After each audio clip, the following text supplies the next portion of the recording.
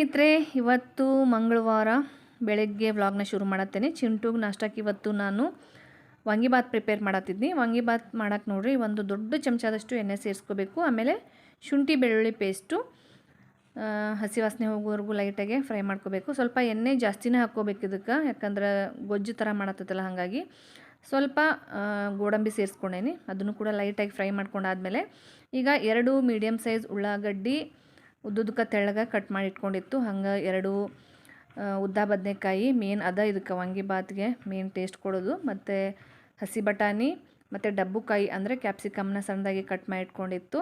ಮತ್ತು ಸ್ವಲ್ಪ ಅರಿಶಿನ ಹಾಕಿ ಈಗ ಒಂದು ರೌಂಡ್ ಚೆಂದಾಗೆ ಫ್ರೈ ಮಾಡ್ಕೊಳಕತ್ತೈತಿ. ತುಂಬ ದಿವಸ ಆಗಿತ್ತು ನಾಷ್ಟಕ್ಕೆ ನಾನು ವಾಂಗಿಬಾತ್ ಮಾಡಿ, ಸೊ ಏನಾದರೂ ಡಿಫ್ರೆಂಟಾಗಿ ಮಾಡಬೇಕು ಅಂತ ಅಂದ್ಕೊಂಡಿದ್ದೆ. ಹಾಗಾಗಿ ಇವತ್ತು ಮಾಡತ್ತೆ ನೋಡಿರಿ ವಾಂಗಿಬಾತ್ನ. ಹಂಗೆ ಕರಿಬೇವು, ಸ್ವಲ್ಪ ಉಪ್ಪು, ಆಲ್ರೆಡಿ ಅನ್ನಕ್ಕೆ ಉಪ್ಪು ಹಾಕಿರೋದ್ರಿಂದ ಜಾಸ್ತಿ ಸೇರಿಸ್ಕೊಂಡಿಲ್ಲ. ಒಂದು ರೌಂಡ್ ಚೆಂದಾಗೆ ಫ್ರೈ ಮಾಡ್ಕೋಬೇಕು. ಅದಾದಮೇಲೆ ನೋಡಿರಿ, ಹುಣಸೆ ಹಣ್ಣನ್ನು ನೆನೆ ಇಟ್ಟಿತ್ತು, ಸ್ವಲ್ಪ ಹುಣಸೆ ಹಣ್ಣಿನ ರಸ ಹಾಕ್ಕೊಳತೈತಿ. ಇದಕ್ಕೆ ಸ್ವಲ್ಪ ಹುಣಸೆ ರಸ ಹಾಕಿದ್ರನ್ನ ಟೇಸ್ಟು. ಅದಾದಮೇಲೆ ಸ್ವಲ್ಪ ಬೆಲ್ಲ, ಆಮೇಲೆ ಈಗ ಒಂದು ರೌಂಡ್ ಚೆಂದಾಗೆ ನೀರಿನ ಅಂಶ ಕಮ್ಮಿ ಆಗೋವರೆಗೂ ಫ್ರೈ ಮಾಡ್ಕೋಬೇಕಾಗ್ತೈತಿ. ಈಗ ವಾಂಗಿಬಾತ್ ಪೌಡ್ರನ್ನ ಸೇರಿಸ್ಕೊಳತೈತಿ. ವಾಂಗಿಬಾತ್ ಪೌಡ್ರನ್ನ ನೋಡಿಕೊಂಡು ಸೇರಿಸ್ಕೋರಿ, ಯಾಕಂದ್ರೆ ಭಾಳ ಸೇರಿಸ್ಕೊಂಡ್ರೆ ಖಾರ ಆಗ್ತೈತಿ. ಮಕ್ಕಳು ಸ್ಕೂಲಿಗೆಲ್ಲ ತೊಗೊಂಡು ಹೋಗ್ತಾರಲ್ಲ, ಹಂಗಾಗಿ ಖಾರನ ನೋಡಿಕೊಂಡು ಸೇರಿಸ್ಕೋರಿ. ಈಗ ಒಂದು ರೌಂಡ್ ಚೆಂದಾಗೆ ಮಿಕ್ಸ್ ಮಾಡ್ಕೋಬೇಕು. ಎಣ್ಣೆ ಯಾಕೆ ಹಾಕಬೇಕಂದ್ರೆ ವಾಂಗಿಬಾತ್ ಪೌಡ್ರನ್ನ ಸೇರಿಸಿದ ಮೇಲೆ ಎಣ್ಣೆ ಅಂಶ ಕಡಿಮೆ ಆಗಿಬಿಡ್ತೈತಿ, ಅನ್ನ ಒಂಥರ ಡ್ರೈ ಅನ್ನಿಸ್ತೈತಿ. ಹಾಗಾಗಿ ಎಣ್ಣೆನ ಸ್ವಲ್ಪ ಜಾಸ್ತಿನೇ ಹಾಕಬೇಕು. ಈಗ ಒಂದು ರೌಂಡ್ ಚೆಂದಾಗೆ ನೋಡಿರಿ, ಈ ರೀತಿ ಗೊಜ್ಜು ಥರ ಪ್ರಿಪೇರ್ ಮಾಡ್ಕೋಬೇಕು ಇದನ್ನು. ಈಗ ವಾಂಗಿಬಾತ್ ಒಗ್ಗರಣೆ ರೆಡಿ ಆಗೈತಲ್ಲ, ನೆಕ್ಸ್ಟು ಉದುರಾಗಿ ಅನ್ನ ಮಾಡ್ಕೊಂಡು ಇಟ್ಕೊಂಡಿತ್ತು, ಅದನ್ನು ಕೂಡ ಸೇರಿಸ್ಕೊಳತೈತಿ. ಆದಷ್ಟು ಉದುರು ಆದ್ರನ ಟೇಸ್ಟು, ಗಂಟು ಆಗಿಬಿಡ್ತೈತಿಲ್ಲ ಅಂದ್ರೆ. ಈಗ ಒಂದು ರೌಂಡ್ ಒಗ್ಗರಣೆ ಒಳಗೆ ಚೆಂದಾಗೆ ಮಿಕ್ಸ್ ಮಾಡ್ಕೋಬೇಕು. ನೀವು ಎಣ್ಣೆ ಕಮ್ಮಿ ಹಾಕಿಬಿಟ್ರೆ ಏನಾಗ್ತೈತೆ ಅಂದ್ರೆ ಅನ್ನದ ಜೊತೆ ಚೆಂದಾಗೆ ಮಿಕ್ಸ್ ಆಗಂಗಿಲ್ಲ. ನೋಡಿರಿ, ಈ ರೀತಿ ಆಗಬೇಕಂದ್ರನ ಪರ್ಫೆಕ್ಟು ವಾಂಗಿಬಾತು. ಈಗ ಫೈನಲಾಗಿ ಸಣ್ಣದಾಗಿ ಕಟ್ ಮಾಡಿ ಇಟ್ಕೊಂಡಿರುವಂಥ ಕೊತ್ತಂಬರಿ ಸೊಪ್ಪನ್ನು ಸೇರಿಸ್ಕೊಳತ್ತೇನೆ.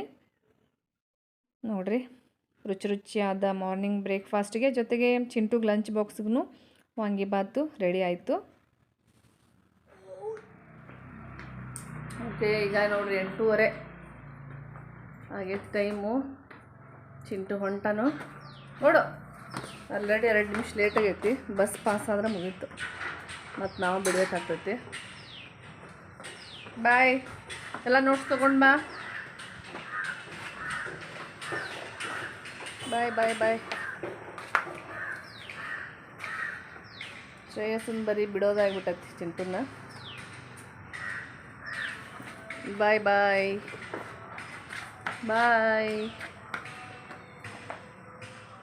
ಮಾರ್ನಿಂಗ್ ಕೆಲಸ ಎಲ್ಲ ಮುಗೀತು, ಸ್ನಾನನೂ ಆಯಿತು. ಆದರೆ ನಾನು ಸ್ಕಿನ್ ಕೇರ್ ಮಾಡ್ಕೊಂಡಿರಲಿಲ್ಲ. ನಿಮ್ಮ ಜೊತೆ ಮಾತಾಡ್ತಾ ಸ್ಕಿನ್ ಕೇರ್ ಮಾಡ್ಕೊಳ್ಳೋಣ ಅಂದ್ಕೊಂಡು ಶುರು ಮಾಡತ್ತೀನಿ ಇವತ್ತಿನ ವ್ಲಾಗು. ಭಾಳ ಜನನೂ ಕೇಳ್ತಿರ್ತೀರಿ ನಿಮ್ಮ ಸ್ಕಿನ್ ಕೇರ್ ರೂಟೀನ್ ತೋರಿಸ್ರಿ ಅಂತ.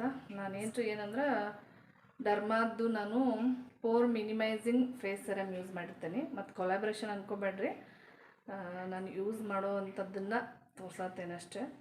ಕೆಲವೊಬ್ರು ಕೇಳ್ತಿರ್ತೀರಲ್ಲ, ತುಂಬ ಸಾರಿ ಕೇಳಿದ್ದೀರ ಆಲ್ರೆಡಿ. ಸೊ ಹಾಗೆ ಸ್ಕಿನ್ ಕೇರ್ ಮಾಡ್ತಾ ಇವತ್ತಿನ ವ್ಲಾಗ್ನ ಯಾಕೆ ಶುರು ಮಾಡಬಾರ್ದು ಅಂತ ಅನ್ನಿಸ್ತು. ಜಸ್ಟ್ ಇಷ್ಟೇ ನಾನು ಯೂಸ್ ಮಾಡೋದು. ಸ್ವಲ್ಪ ಇಲ್ಲಿ ನನಗೆ ಓಪನ್ ಪೋರ್ಸ್ ಆಗಿದ್ದಾವೆ, ಒಂಥರ ಡಾಟು ಸ್ವಲ್ಪ ಜಾಸ್ತಿ ಆಗಬಾರ್ದು, ಇನ್ನೂ ಜಾಸ್ತಿ ಆಗಬಾರ್ದು ಅಂದ್ಕೊಂಡು ಯೂಸ್ ಮಾಡ್ತಿರ್ತೇನೆ.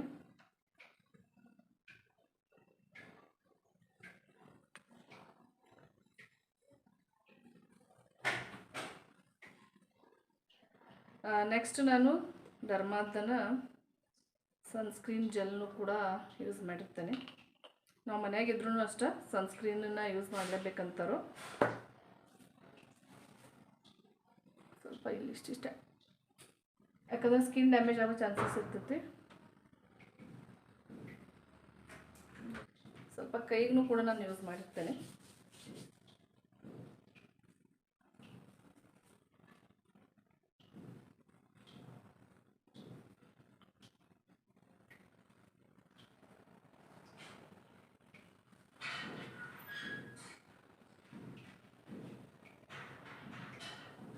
ಇಷ್ಟೇ ನೋಡಿರಿ ನಂದು ಮಾರ್ನಿಂಗ್ ಸ್ಕಿನ್ ಕೇರು. ನೀವು ಬೇಕು ಅಂದರೆ ಮಾಯ್ಶ್ಚರೈಸರ್ ಕ್ರೀಮ್ನು ಕೂಡ ಯೂಸ್ ಮಾಡ್ಬೋದು. ಸೊ ಬರ್ರಿ ಈಗ ವ್ಲಾಗ್ನ ಹಾಗೆ ಕಂಟಿನ್ಯೂ ಮಾಡ್ತೇನೆ.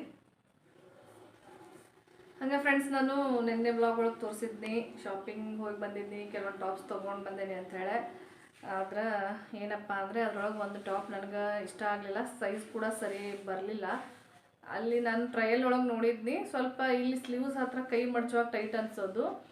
ಡೌಟ್ ಒಳಗೆ ಬಂದಮೇಲೆ ಮತ್ತೇನು ಅನ್ಸಕ್ಕೆ ಶುರು ಆಯಿತು, ಅಷ್ಟೆಲ್ಲ ದುಡ್ಡು ಕೊಟ್ಟು ಕಂಫರ್ಟೇಬಲ್ ಇಲ್ಲ ಅಂದರೆ ಏನು ಮಾಡೋದು ಅಂದ್ಕೊಂಡು ಮತ್ತೆ ನೆನ್ನೆ ಹೋಗಿ ಚೇಂಜ್ ಮಾಡಿಸ್ಕೊಂಬಂದೇನಿ.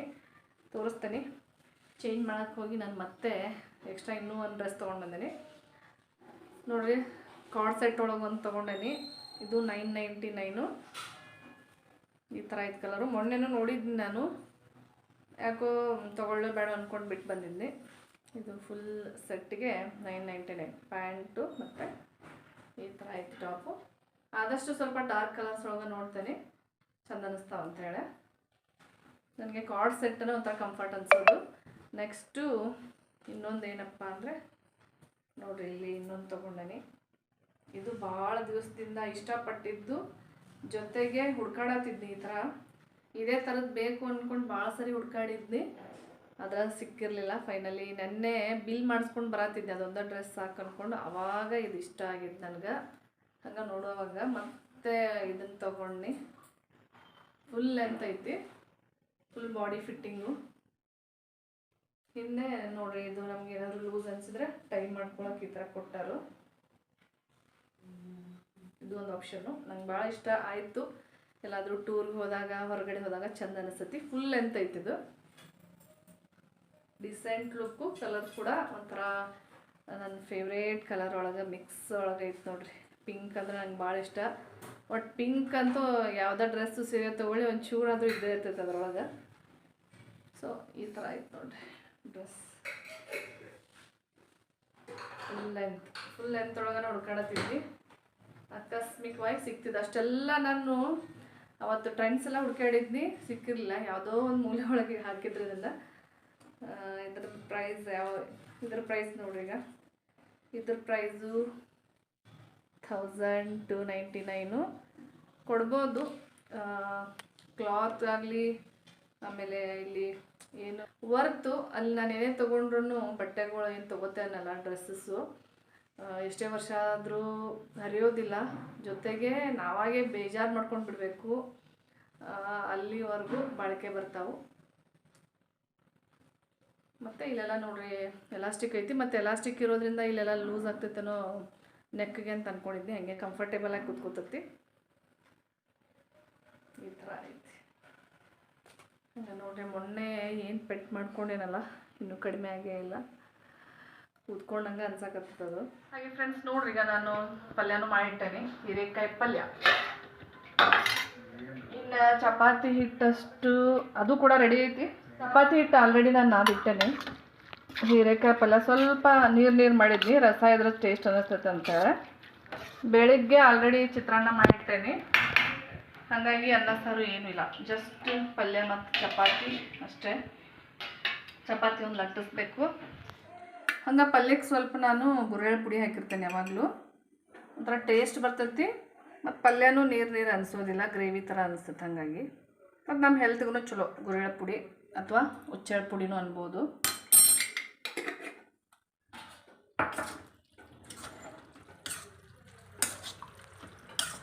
ಹಿಂಗಾಗಿ ಪುಡಿ ಹಾಕ್ಬೋದು, ಎಳ್ಳು ಪುಡಿ ಹಾಕ್ಬೋದು, ಅವೆಲ್ಲ ಟೇಸ್ಟ್ ಅನ್ನಿಸ್ತಾವೆ. ಅದೆಲ್ಲ ಖಾಲಿ ಆಗಿತ್ತು, ಜಸ್ಟ್ ನಾನು ಗುರೆಳ್ಳು ಪುಡಿ ಅಷ್ಟು ಹಾಕಿದ್ದೇನೆ.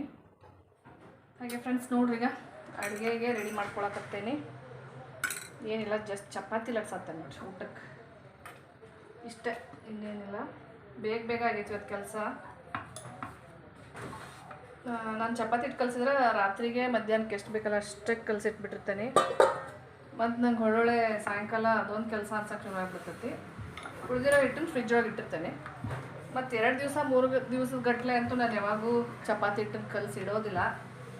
ಕೆಲವೊಬ್ಬರೆಲ್ಲ 2 ದಿವಸ 3 ದಿವಸ ಕಲಸಿಡ್ತಾರೋ, ನನಗೆ ಅದು ಸರಿ ಅನಿಸೋದಿಲ್ಲ. ಅವತ್ತಿಂದ ಅವತ್ತೇ ನಾನು ಹಿಟ್ಟು ಕಲಿಸ್ಕೊಳ್ಳೋದು, ಅದು ನಮ್ಮ ಆರೋಗ್ಯಕ್ಕೂ ಚಲೋ. ಕಲಸಿಟ್ಟು ಯೂಸ್ ಮಾಡಲೂಬಾರ್ದು. ಬಿಸಿ ಚಪಾತಿ ರೆಡಿ ಆಗತ್ತಾವ ನೋಡ್ರಿ. 3 ಮೂಲೆ ಚಪಾತಿ ನನಗೆ ಈಸಿ ಅನಿಸ್ತೈತಿ, ಪದರ್ ಚಪಾತಿಗಿಂತ ಹೆಚ್ಚಾಗಿ ಅದನ್ನೇ ಮಾಡೋದು ನಾನು.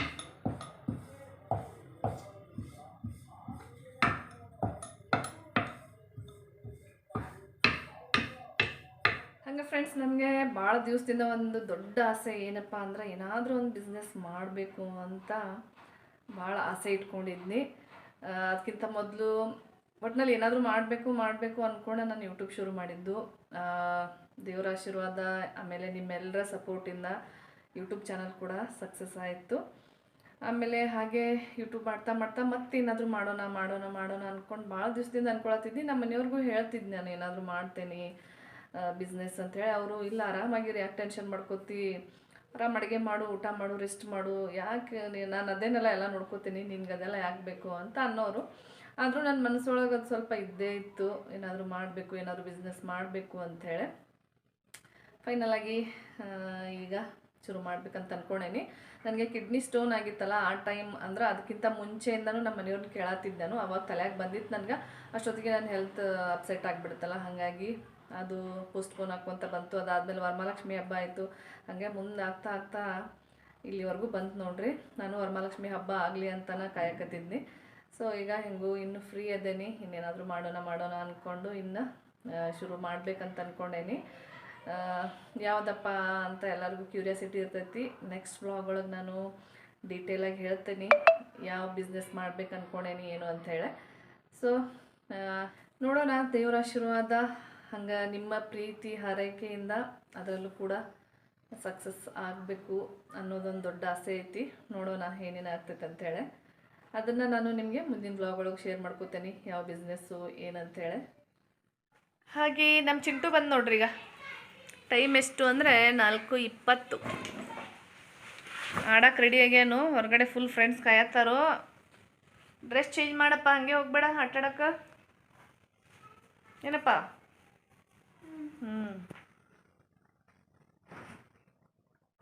ಹಂಗೆ ನಮ್ಮ ಚಿಂಟುಗೆ ತಿನ್ನೋಕೀಗ ಪೇರಲ್ಕಾಯಿ ಇತ್ತು, ಸಣ್ಣಗೆ ಕಟ್ ಮಾಡಿ ಉಪ್ಪು ಖಾರ ಹಾಕ್ಯಾನಿ. ಅವ್ನು ಮಸಾಲೆ ಖಾರ ಹಾಕಬೇಕು ಉಪ್ಪು ಜೊತೆ, ಅಂದ್ರೆ ಅವಂಗೆ ಇಷ್ಟ. ಸೊ ನೋಡ್ರಿ, ಈಗ ಸಾಯಂಕಾಲ ಸ್ನ್ಯಾಕ್ಸ್ ಇದೆ ಅವನಿಗೆ. ಸೊ ನೋಡ್ರಿಲೆ ಕಾಯ್ಕೊಂತ ಕುತ್ಕೊಳೋಣ. ತಗೋಪ್ಪ. ಸಂಜೆಯಿಂದ ಬಂದ್ರೆ ಸ್ಕೂಲಿಂದ ಏನಾದರೂ ಸ್ಪೆಷಲ್ ಹುಡುಕ್ತಾ ಇರ್ತಾನೋ.